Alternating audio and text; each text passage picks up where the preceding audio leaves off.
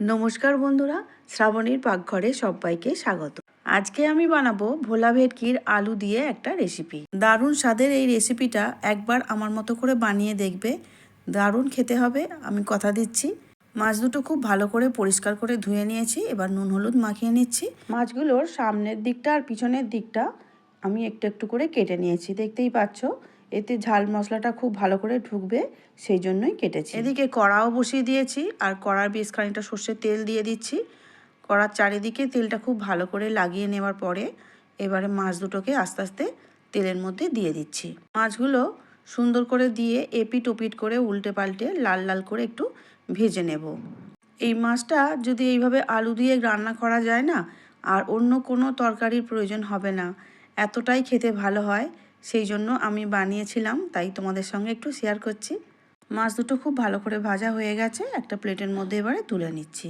যে সকল বন্ধুরা এই মুহূর্তে আমার ইউটিউব থেকে ভিডিওটা দেখছো, সেই বন্ধুদের কাছে আমার একান্ত অনুরোধ, প্লিজ চ্যানেলটিকে সাবস্ক্রাইব করে দিয়ে পাশে থাকা বেল আইকনটা অবশ্যই প্রেস করে দিও। তাতে করে যখনই আমি নতুন রান্না ছাড়বো, সবার প্রথমে তোমার কাছেই পৌঁছে যাব। যেসব বন্ধুরা প্রতিদিন আমার ভিডিও দেখো, তাদেরকে আমার অসংখ্য অসংখ্য ধন্যবাদ। এবারে একটা আলু কেটে নিয়েছিলাম লম্বা লম্বা করে, দেখতেই পাচ্ছ। এই আলুটা এবারে সুন্দর করে লাল লাল করে ভেজে নিয়ে আর তুলে নিচ্ছি। পেঁয়াজ আদা রসুন একসঙ্গে পেস্ট করে নিয়েছিলাম, সেই পেঁয়াজ আদা রসুনের পেস্টটা এখন তেলের মধ্যে দিয়ে খুব ভালো করে নাড়াচাড়া করে একটু ভেজে নিচ্ছি।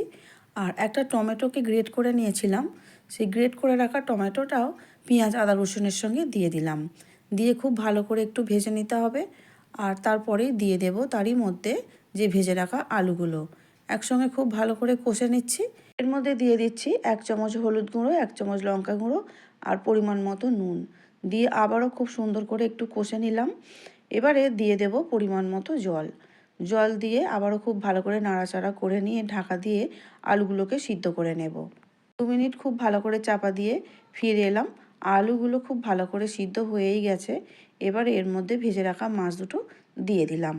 মাছগুলো ঝোলের সঙ্গে আলতো হাতে একটু মিশিয়ে নিচ্ছি। আর খুব তাড়াতাড়ি নাড়াচাড়া করলে মাছ তো ভেঙে যায়, এই মাছ তো খুব নরম জানোই। এবারে এর মধ্যে দিয়ে দেব 1 চামচ ফাটিয়ে রাখা টক দই। আমি যেহেতু এখানে টমেটো দিয়েছি, টক দই নাও তোমরা দিতে পারো। আমি দিলাম এই কারণে, টক দই দেওয়ার জন্য গ্রেভিটা খেতে খুবই ভালো হয়। আর দিয়ে দিচ্ছি অল্প করে একটু চিনি। টক দইটা দেবার পরে অনেকক্ষণ ধরে আমি আর রান্না করব না, খুব তাড়াতাড়ি মিশিয়ে নিয়ে গ্যাসটাকে অফ করে দেবো 1-2 মিনিটের মধ্যেই। আর সব শেষে দিয়ে দেবো একটু ধনেপাতা কুচি। রেডি হয়ে গেল আমাদের ভোলা ভেটকির আলু দিয়ে রেসিপিটা। একটা সার্ভিং প্লেটের মধ্যে তুলে নিচ্ছি। দেখা হবে আগামী ভিডিও নিয়ে। খুব ভালো থেকো, সুস্থ থেকো সবাই। আমার ভিডিওটা প্রথম থেকে শেষ পর্যন্ত দেখার জন্য অসংখ্য অসংখ্য ধন্যবাদ সবাইকে।